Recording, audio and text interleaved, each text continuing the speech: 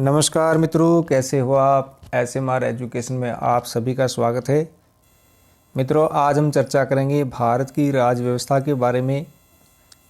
बात करेंगे भारत के संवैधानिक विकास से संबंधित इम्पोर्टेंट क्वेश्चनों के बारे में, जो कि परीक्षा की दृष्टि से बहुत ही महत्वपूर्ण है। तो मित्रों, शुरू करते हैं आज की वीडियो। पहला प्रश्न है, रेगुलेटिंग एक्ट 1773 द्वारा भारत में सर्वोच्च न्यायालय की स्थापना कहाँ की गई थी।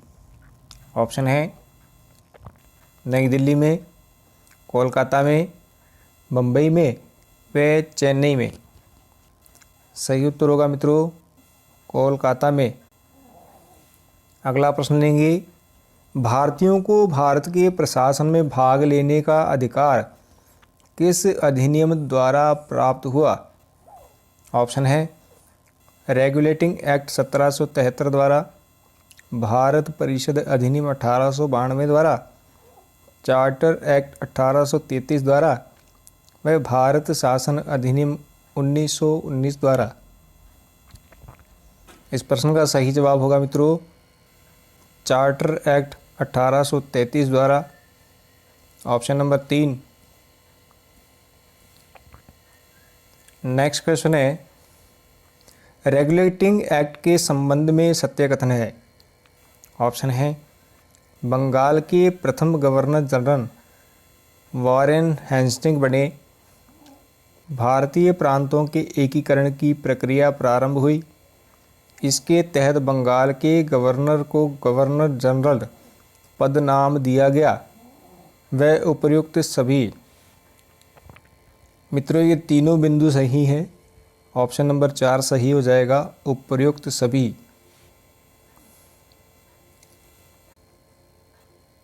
अगला प्रश्न है, 1781 के एक्ट ऑफ सेटलमेंट का प्रमुख उद्देश्य क्या था। ऑप्शन है 1773 के रेगुलेटिंग एक्ट्स की कमियों को दूर करना, प्रांतों का एकीकरण, ब्रिटिश संसद द्वारा कंपनी पर अपने प्रभाव को अधिक मजबूत करना, व 1 और 2 दोनों। यहाँ मित्रों पहले नंबर का जो ऑप्शन है वो सही है। 1773 के रेगुलेटिंग एक्ट्स की कमियों को दूर करना। अगला प्रश्न है, निम्नलिखित में से किस एक्ट का मुख्य उद्देश्य ब्रिटिश संसद द्वारा कंपनी पर अपने प्रभाव को अधिक मजबूत करना था। ऑप्शन है भारत परिषद अधिनियम 1892, पिट्स इंडिया एक्ट 1784, भारत शासन अधिनियम 1935 व भारत परिषद अधिनियम 1861। सही जवाब होगा मित्रों Pitt's India act 1784। Option number 2। Next question है, केंद्रीय विधानमंडल को सर्वप्रथम किस अधिनियम द्वारा द्विसदनीय बनाया गया। ऑप्शन है चार्टर एक्ट 1853, भारत शासन अधिनियम 1935, भारत शासन अधिनियम 1919 व भारतीय स्वतंत्रता अधिनियम 1947। सही जवाब होगा मित्रों भारत शासन अधिनियम 1919 द्वारा। Option number 3। अगला प्रश्न लेंगे, निम्नलिखित में से कौन सा युग्म सुमेलित नहीं है। ऑप्शन देखते हैं, भारत सरकार अधिनियम 1935 स्वै शासन। सही है मित्रों। मार्ले मिंटो सुधार सांप्रदायिक प्रतिनिधित्व, ये भी सही है। कैबिनेट मिशन संविधान सभा का गठन, ये भी सही है। साइमन कमीशन भारत विभाजन, ये गलत है मित्रों। साइमन कमीशन का मुख्य उद्देश्य था मित्रों मॉन्टेग्यू चेम्सफोर्ड अधिनियम की जांच करना व भारत में संवैधानिक सुधार।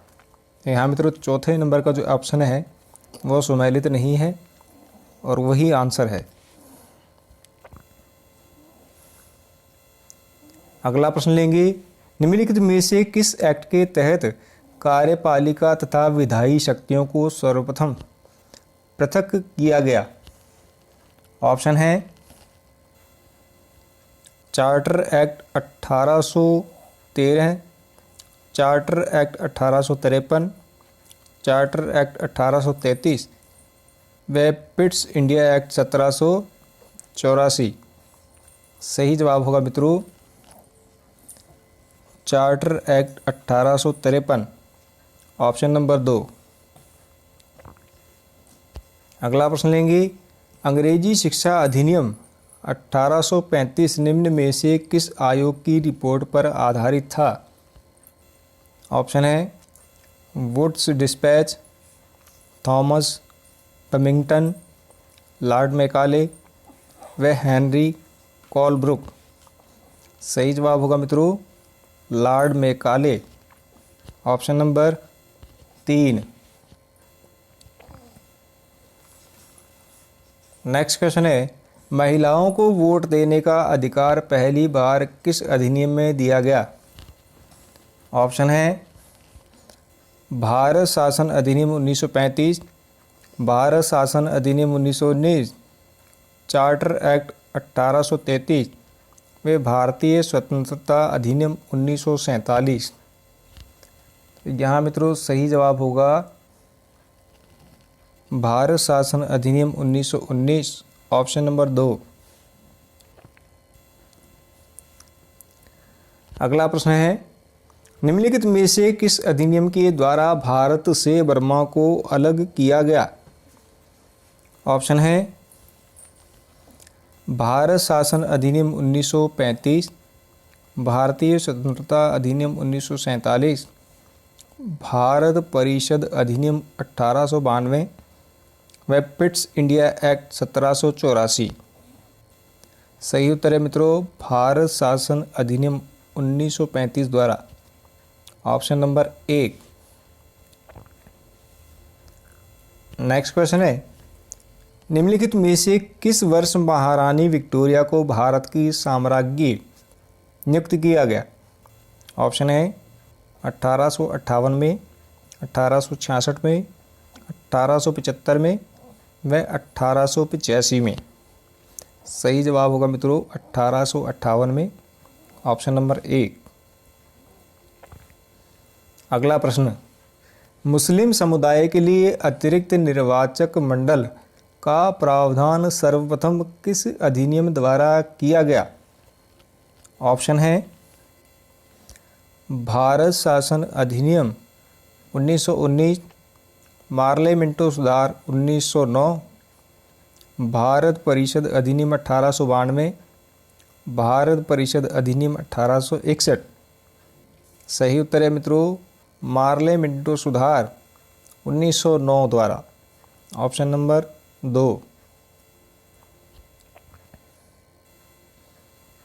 अगला प्रश्न देखते हैं, सन 1946 में गठित कैबिनेट मिशन में 3 सदस्य थे, निम्न में से कौन इसका सदस्य नहीं था? ऑप्शन है Lord Pethick Lawrence, A.V. Alexander, sir Stafford Cripps व लॉर्ड एमरी। सही जवाब होगा मित्रों लॉर्ड एमरी इसके सदस्य नहीं थे, ऑप्शन नंबर 4 सही हो जाएगा। नेक्स्ट क्वेश्चन है, भारत सरकार अधिनियम 1935 में अवशिष्ट शक्तियां प्रदान की गई थी। ऑप्शन है संघ को, राज्यों को, भारत सचिव को व वायसराय को। सही उत्तर होगा मित्रों वायसराय को, ऑप्शन नंबर 4। अगला प्रश्न लेंगे, वायसराय की कार्यपालिका परिषद के सदस्य बनने वाले प्रथम भारतीय थे। ऑप्शन है पंडित जवाहरलाल नेहरू, J.B. कृपलानी, सत्येंद्र प्रसाद सिन्हा व दिनकर राव। सही जवाब होगा मित्रों सत्येंद्र प्रसाद सिन्हा, ऑप्शन नंबर 3। अगला प्रश्न लेंगे, भारत शासन अधिनियम 1935 में कुल कितनी धाराएं थी? ऑप्शन है 325, 395, 397 व 321।